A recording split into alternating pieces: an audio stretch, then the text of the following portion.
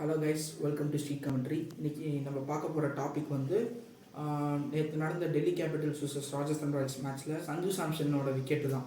இப்போ நம்ம சஞ்சு சாம்சன் விக்கெட்டை பார்த்தோம்ல, அதில் வந்து அந்த ரெஃபர் பண்ணுறது ஒரு ஆங்கிளில் மட்டும் ரெஃபர் பண்ணது எனக்கு அது நியாயமாக படலை.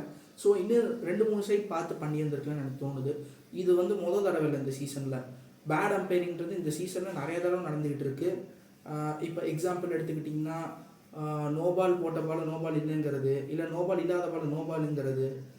இப்போது ஒரு டீமுக்கு இப்போ 2 ரிவ்யூ இழந்துட்டாங்கன்னா மறுபடியும் அந்த 3வது ரிவ்யூ கேட்குறது, இந்த மாதிரிலாம் நிறையா நடந்துகிட்ருக்கு. வைட் பால்லே லைன் போட்டால் வைட் இல்லைங்கிறது, அந்த மாதிரிலாம் நிறைய நடந்திருக்கு.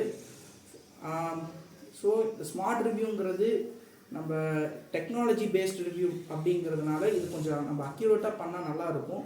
பட் அந்த அக்யூரசி ஏன் மிஸ் ஆகுதுன்றது கொஞ்சம் கொஸ்டின் மார்க்காக தான் இருக்குது. ஸோ இனி வர மேட்சஸ்லாம் ரிவ்யூ பெட்டராக பண்ணுவாங்கன்னு நான் நம்புகிறேன். ஸோ இந்த சஞ்சு சாம்சன் விக்கெட் விஷயத்தை இன்னும் கொஞ்சம் பெட்டராக ஆங்கிள் வச்சு செக் பண்ணிட்டு ஒரு ப்ராப்பரான டெசிஷன் கொடுத்துருங்களான்னு எனக்கு தோணுது. இந்த அம்பைரிங் டெசிஷன் வந்து கரெக்டாக கொடுக்கணும். ஏன்னா ஒரு தப்பான டெசிஷன் வந்து ஒரு மேட்சோட போக்கே மாற்றிடும். So umpire should be careful. Decision கொடுக்குறப்ப அவங்க கேர்ஃபுல்லாக இருக்கணும்னு நினைக்கிறேன். தேங்க்யூ.